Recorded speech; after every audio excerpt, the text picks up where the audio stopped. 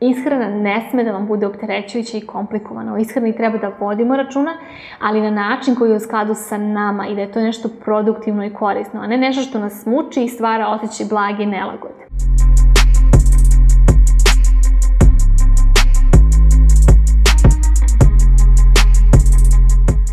Zdravo i dobrodošli u novi video. Ja sam Nada Fok, nutricionista, i moja želja je da ti predstavim ishranu na jedan jednostavan, savremen i održiv način. Tema današnjeg videa je nešto što većinu ljudi privlači kada je u pitanju mršavljenja ili samo promjena fizičkog izgleda, a odnosi se konkretno na temu brzog ili instant mršavljenja. Proći ćemo kroz to koje su tačno sve posljedice ekspres mršavljenja, kao i koje su to 4 ključna ili korisna pitanja koja možeš sebi da postaviš. Kako se moj posao zasniva na radu sa ljudima, uvijek mi je zanimljivo da ih što bolje upoznajem kroz sam rad i da pronalazim putem njihovih iskustava odgovore na neka pitanja koja mene interesuju. I tako često imam običaj da pitam svoje klijente zašto recimo ne istraju u primjeni nekih novih navika.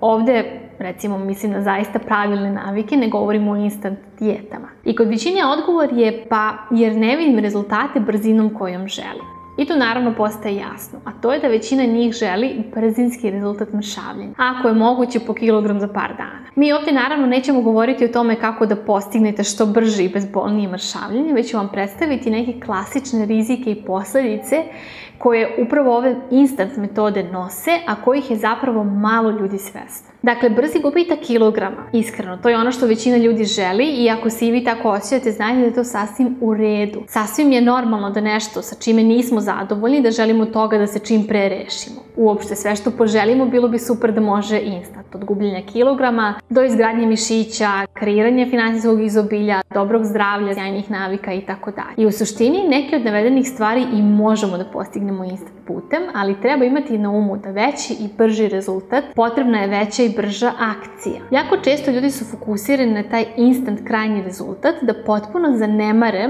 to šta je sve zaista potrebno da rade da bi ostvarili isti i ne razmišljaju o tome da li zaista na taj način i mogu da žive trajno. I tu dolazimo do 4 ključna pitanja koje možete sebi da postavite. Pod brojem 1, šta podrazumeva planirana akcija? Pod brojem 2, da li ste u redu sa planiranom akcijom? Da li je u skladu sa vašim vrednostima? Pod brojem 3, da li raspolažete vremenom, energijom i resursima za sprovođenje te akcije? I pod brojem 4, da li su posljedice vredne benefita, kao i naravno da li uopšte bezbedne? A evo i na jednom konkretnom primjeru mršavljenja kako možete da prođete kroz ova 4 pitanja. Dakle, pitanje broj 1 jeste šta podrazumeva planirana akcija. Ovo je jako važno. Svakodnevno ste bombardovani reklamama raznih dijeta, programa koji vam govore da ćete konačno otkriti tajnu mršavljenja, a može biti jednostavno samo ovaj jedan trik koji ćemo vam mi otkriti. Zamislite recimo reklamu poput ove sledeće. Kupite ovaj program da naučite tajne aktivacije vaših hormona koji ciljano sagorevaju masti. Jasno vam je naravno da je ovo nebuloza, jer kada govorimo o redukciji viška telesnih masti, govorimo o kalorijskom deficitu. Jedini naučno potvrđen način gubitka telesnih masti je da se kreira energetski disbalans, to jest kalorijski deficit, gdje trošite više energije nego što unosite. I to se dešava na način ili da jedete više niskokalorične hrane, recimo slatkiše zamenite voćem, ili svojim porcijama dodate više povrća pa dobijate taj veći volumen obroka sa nižom kalorijskom gustinom. Drugi način je da samo jedete manje hrane. Dakle, jedete sve kao i do sada, samo su obimi porcija manji. I treća opcija je naravno kombinacija obe stvari. Malo uvedete niskokalorične namirnice, a ujedno i smanjite ukupnu količinu hrane koju jedete. I kao četvrta opcija je da povećate potrošnju kroz neki vid fizičke aktivnosti. Naravno, da se razumemo, postoje i druge metode koje neki ljudi koriste za mršavljenje, poput operacija redukcije telesnih masti, zatim lekovi za kontrolu apetita, ali sve ove metode ne menjaju činjenicu da vam je i dalje potreban kalorijski deficit. Ove metode vam samo pomažu, ali o tome možemo nekom drugom prilikom. Pod brojem 2, da li sam ja u redu sa ovom akcijom? Da li je to zapravo u skladu sa mojim vrednostima? Mnogi ljudi su sasvim u redu sa praćenjem kalorijskog deficita, posebno kada uključu uvođenje nekih zdravijih navika, poput recimo, zamenite svoju kesicu slatkiša sa svežim voćem. To svakako nosi svoje zdravstvene benefite na neki način, ali stvari postaju nezgodne kada želite instant gubitak težine jer to onda podrazumeva da pravite mnogo veću žrtvu od samo minimalnih izmena u načinu ishrane. Dakle, jesti značajno manje hrane, manje kalorija ili značajno pojačati nivo fizičke aktivnosti. I tu ako ste verovanja da se to može sprovesti lagodno ili bez nekih štetnih posledica, kako inače i mnogi jojo dijetaši veruju, onda možete reći da, ovo je za mene izvodljivo i iskreno ja sam sama bila nekada ta koja bi na sve ovo rekla da, mogu ja to lako.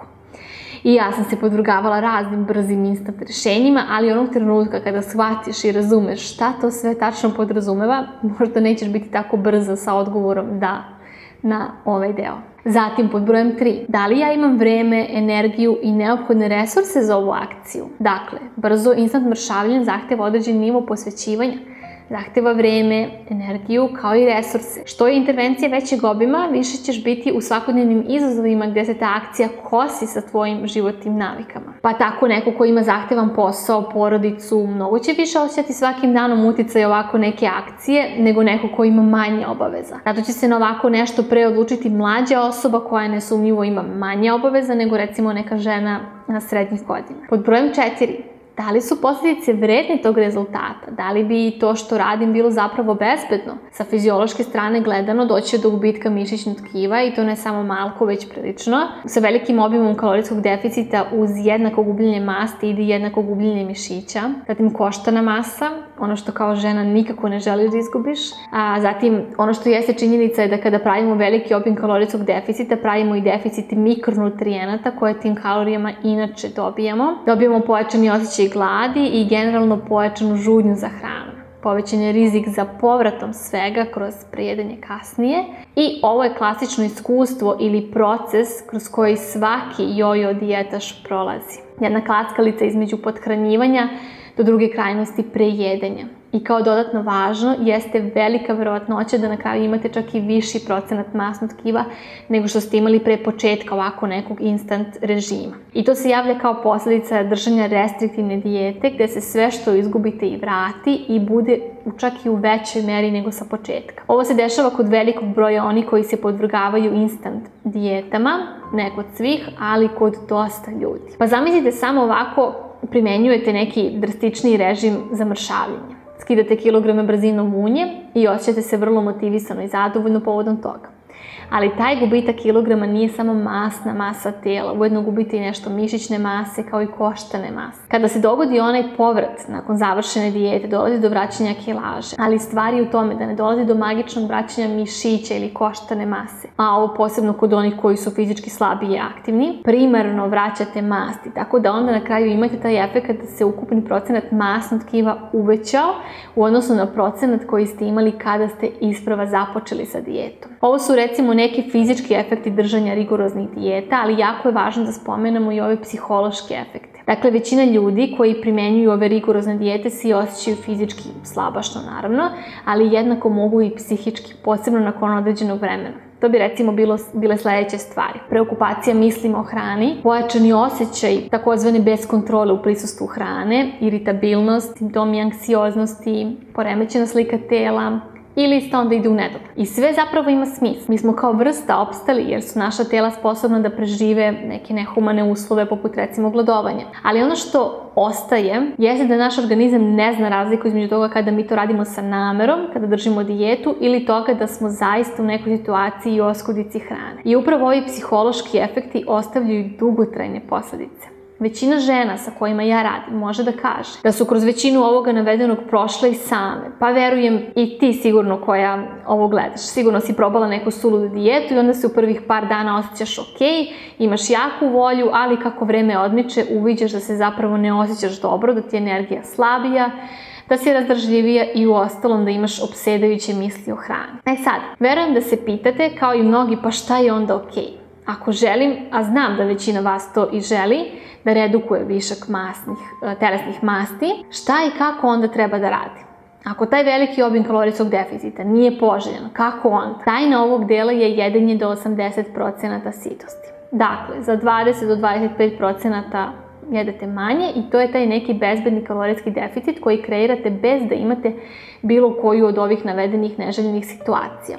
Što bi u konkretnom primjeru bilo da kada imate porciju hrane pred sobom, pojedete do onog momenta kada osjećate naravno sitost, ali ne onu potpunu sitost. Dakle, ne treba da ostajete gladni, to nikako, to nije opcija, ali da čisto imate one osjećaj da završavate obrok malo pre nego neke idealne potpune sitosti. Recimo da osjećate da biste mogli još koji zalogaj da pojedete, ali ćete stati jer imate cilj redukciju viška telesnih masti. Ukoliko ovo zaista pokušate i to radite sa dobro izbalansiranim obrocima, uvidjet ćete da su vam čak i te manje količine hrane i više nego dovoljne za dugotrajno osjećaj sitosti. To je onaj osjećaj lakoće u stomaku nakon jela gde ste zadovoljni ukusom, količinom, osjećate sitost, a opet osjećate i to da zaista pomažete sebi kod ovog procesa redukcije viška telesnih masti. Naravno, ovo je kao što sam rekla u slučaju izbalansiranih obroka i posebno važno uz dovoljan unos proteina.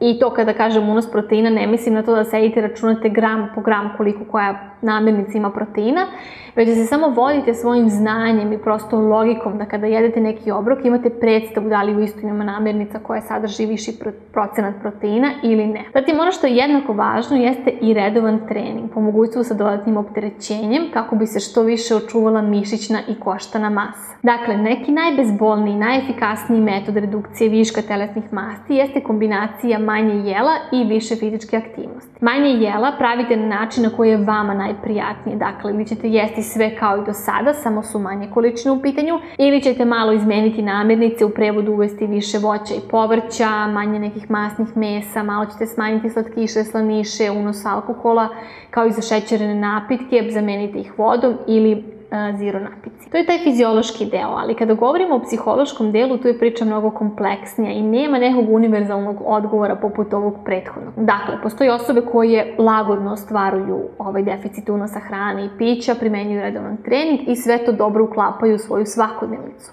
Ali mnogi ljudi neće biti u mogućnosti da to sprovedu tako lako. I tu je ono gde dolazimo do podatka da je mnogima stresno da isprate ovaj kalorijski deficit, jer ne zaboravite da nije svakome na isti način jednostavno da određene navike promeni. Svako od nas je različit i to treba da imate na umu. Zamislite recimo devojku studentkinju imućnih roditelja koja jedinu obavezu ima da studira, zatim studentkinju koja uz studiranje mora da radi i na drugom kraju ženu sa 2 dece o kojima pored sebe mora dodatno vodi računa. Iako mi svi imamo ta čuvena 24 sata u danu, ipak ne možemo da izjednačavamo i obaveze koje imamo i da se vodimo idejom ako nešto dovoljno želiš, sve je moguće i na tebi je. Jer da se ne lažemo, nije. Ta žena koja ima decu nikada ne zna kada će se jedno dete razboleti, pa to onda potpuno napraviti preokret u osnovnim dnevnim obavezama, a kamoli za još neke dodatne aktivnosti poput recimo idi redovno na trening. Ali nije ni nemoguće da se uz dobru organizaciju uvedu neke korisne navike.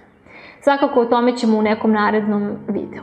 Dakle, svi ovi dodatni dnevni izazovi sa kojima se svako od nas susreće dodatno mogu da nam otežavaju i ovaj naizgled jednostavan zadatak, pa jedi samo za 20% manje. Ali isto tako, bitna stvar koju želim ovdje da pomenem jeste i problem emotivnog jedenja. Jako velika većina žena sa kojima radim ima neki vid emotivnog jedenja. Emotivno jedenje nije samo jedenje pod stresom, nervozom. Emotivno jedenje može biti jedenje iz dosade, kao jedenje usled prijatnih osjećanja, neko uzbuđenje recimo. I ovdje dolazimo do toga da jedi manje u smislu kroz kalorijski deficit i nije neka nauka i većina ljudi to i zna i nije ni potrebno da pratite kalorije i računate uopšte. Dovoljno je da samo svesno jedete malo manje, dakle svoje obroke završite kada ste na 80% pojedine porcije. Masna mesa zamenite manje masnim mesima, smanjite količinu dresinga u salati, dodajte više povrća obrocima, dajte prednost vodi u odnosu na zašećerena pića, umerenije s alkoholom itd. Ovako u teoriji nema mnogo nauke, stvar je više nego jednostavno, ali to što je jednostavno ne znači da je i lako izvodljivo. Mnogo veći izazov je da se prevaziđe emotivno jedenje, to je jedenje kada nema prisustva fizičke gladi. To je jedan kompleksan proces koji podrazumeva razvoj veština i zahtjeva dosta truda i rada. Tako da biste i sa psihološke strane pristupili redukciji telesnih masti na bezbedan način, potrebno je da se fokusirate na sebe. Posmatrajte nivo energije, psihološko stanje, vaše misli i osjećanja. Pratite nivo stresa. Samo posmatrajte i beležite. Šta se sve dešava tokom ovog procesa? Da li mislim da mi je ovo održivo? Da li se osjećam dobro? I onda naravno ono što ću vam preporučiti jeste da zatražite podršku nekoga ko će vas voditi kroz ceo proces, jer nije dovoljno da samo znate šta i kako. U svakodnevnim izazovima susrećete se sa bezbroj situacija koje se vama lako mogu u tom trenutku činiti kao nepremostive i tu je ključna uloga mentora koji vam samo kada padnete jednim potezom ukloni prašinu sa kolena i vi idete dalje. Ukoliko vam je potrebna podrška i pomoć u procesu mršavljenja, to je održavanje tih rezultata, možete se prijaviti na moj program Rebalance. Ovo nije program u trajanju od određeni broj nedelja nakon čega vi postižete neki privremeni rezultat. Ovo je program koji će vam pomoći da pronađete svoje zašto i izgradite svoje trajne navike koje su u skladu sa vama, vašim željama, potrebama, a ne univerzalne klasične navike zdrave ishrane koje na kraju i ne primenjujete jer niste na istoj talasnoj dužini. Sada znate i same da velika većina toga što ste probale, malo toga vam je dalo trajno održive rezultate. Nesumnjivo je da svaka dijeta koju ste primenjivale vam i jeste dala rezultat gubitka kilograma, ali za mnoge to nije bilo trajno. Nekima se vrati u rekordnom roku, dok kod nekih drugih to potraje. Ali čak da izuzmemo kilograme, taj fizički aspekt, verujem da vam je muka od silnih misli koje imate u vezi sa hranom i ishranom i tog stalnog prisutnog policajca u glavama koji će vas uvek malko kritikovati kada jedete ili ne jedete onako kako ste čuli ili kako vam je ispran mozak da treba. Ishrana ne sme da vam bude opterećujuća i komplikovana. O ishrani treba da vodimo računa, ali na način koji je u skladu sa nama i da je to nešto produktivno i korisno, a ne nešto što nas muči i stvara osjećaj blage nelagode. Tako da hvala svima koji ste ogledali do ovde, do kraja. To je već jedan veliki korak i pokazatelj da ste zaista spremni da radite na svom odnosu prema ishrani i da se na pravi način posvetite kako biste i imali trajne rezultate.